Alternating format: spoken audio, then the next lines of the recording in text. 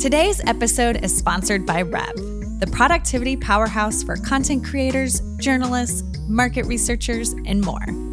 Capture audio from anywhere, get AI-powered summaries and quotes, and leave security worries behind with Rev.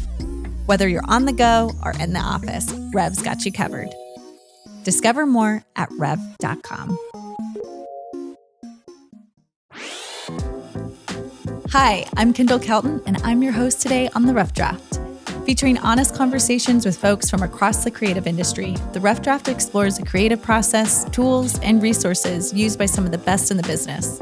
From journalists to content creators and business leaders, we shed light on what it looks like to break into the industry, make mistakes, collaborate with others, and the essential tools that help us all along the way.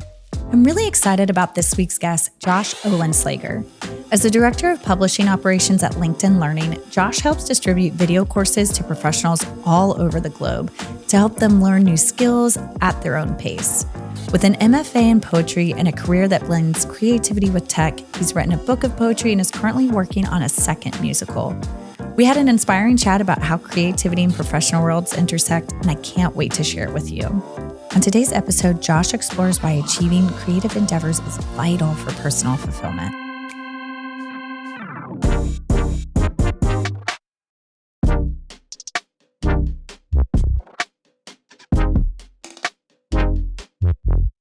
All right, so Josh, you are working on a musical and a poetry collection. I would love for you to tell us more about those projects. Yeah, sure. So every year I try to give myself something to work on just to have, to be able to, as I talked about earlier during the process stage, like block out those bits of time and have a project with a goal and some milestones to meet. This year I decided I was going to work on my second musical. The first musical I wrote like 20 years ago nearly. And so the second musical, it's been an idea that's been rattling around in the back of my head for 5 or 6 years. And of course, the second I sit down to write it, it changes completely, which is, I think, a pretty common refrain probably for people with creative side hustles. But what I ended up doing was like kind of breaking it down into the milestones of like, what am I really trying to accomplish? What is my goal? What am I trying to meet? And a lot of it was, I just want to pick back up and play piano again. As part of that, playing piano, like writing a musical gave me a format in order for me to like think creatively about musical composition. Yeah. And it gave me a framework for being able to write music with a goal in mind, right? So it gave me a direction, which I think was very important. And I've had a lot of fun doing it. So, that's good. And then poetry, I'm always tinkering with poetry. And it's really interesting over the years how poetry changes format, subject matter and like its composition and its like all the technical pieces about it, like for me are constantly evolving. Poetry is so interesting. Writing it is like, it's kind of bringing this like your inner kind of monologue to life and it can be such a unique and also deeply personal form of writing. How does it challenge you as a writer? Yeah, so I think a lot of it is, for me, poetry helps me understand my world. Like in a lot of ways, the world is very large and expansive, and it can be, people talk a lot about, I can see the forest or I can see the tree, but I can't really see the forest and the tree at the same time. And I think like, even though that's a worn adage and a worn metaphor, like it's still true. And I think poetry for me helps me give me that perspective where I really want to see the forest.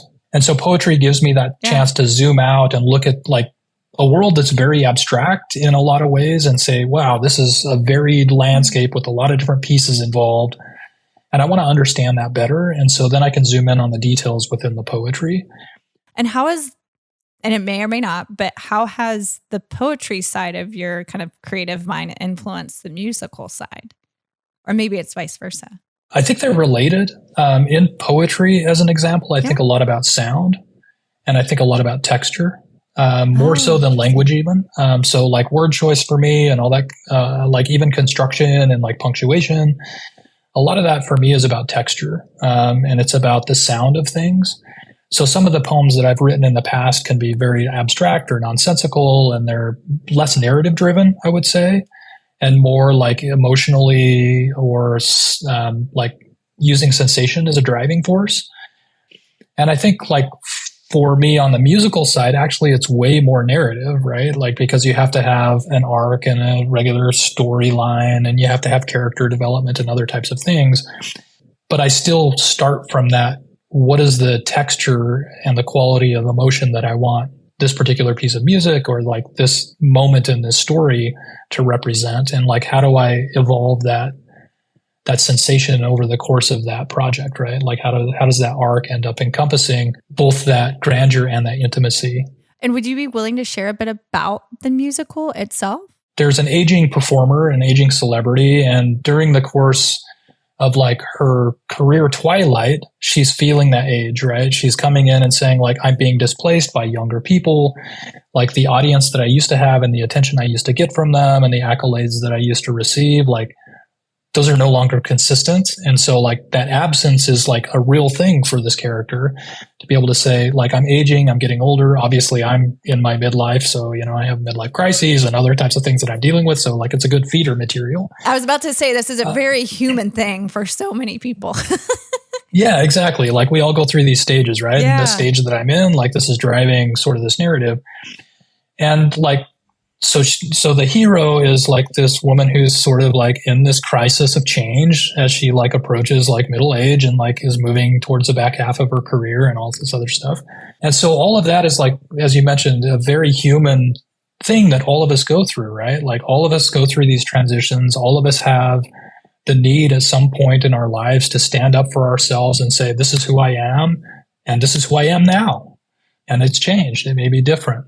Right. And to be able to like recarve out that moment of truth for themselves so that they can like find that balance and that, hopefully for all of us, that moment of respite and joy, right? So that we can continue to look forward to living rather than running and being afraid of what we no longer have.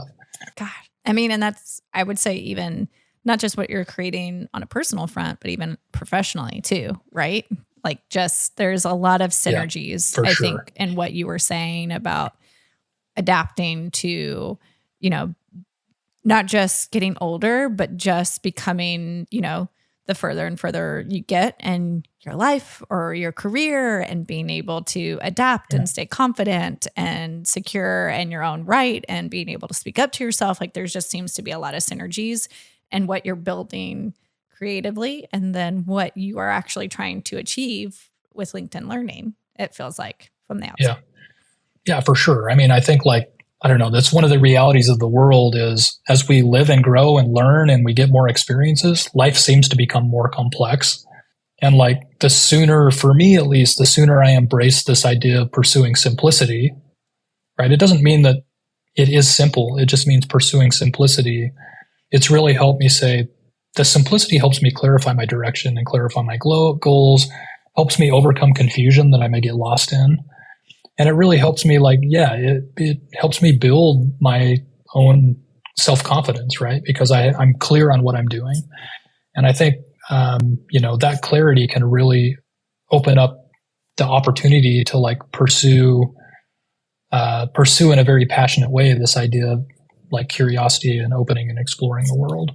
How do you kind of see yourself creatively or professionally evolving? Yeah, I mean, I think like I've had so many projects that I've started and abandoned over the years.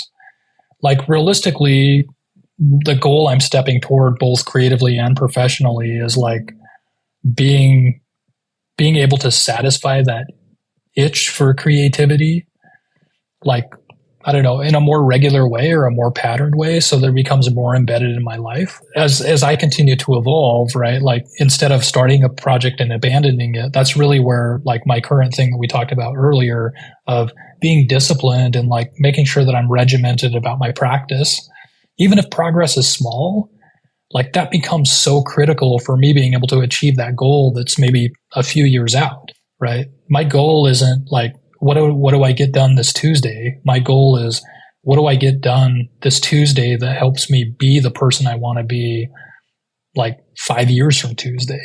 And so, I think like that's really where my mindset is at. That was a beautiful way to wrap up this episode. I thank you so much for joining us. Before we go, can you let our audience know where they could connect with you? You can always find me on LinkedIn. That's the easiest place to find me. Well, thank you again. Yeah, thank you for the opportunity, Kendall. I really enjoyed it. Well, that's it for today's episode of The Rough Draft. Be sure to rate and subscribe in order to stay up to date with the latest episodes and visit rev.com/podcasts for even more content. Thank you for listening, and we look forward to seeing you again on the next episode of The Rough Draft.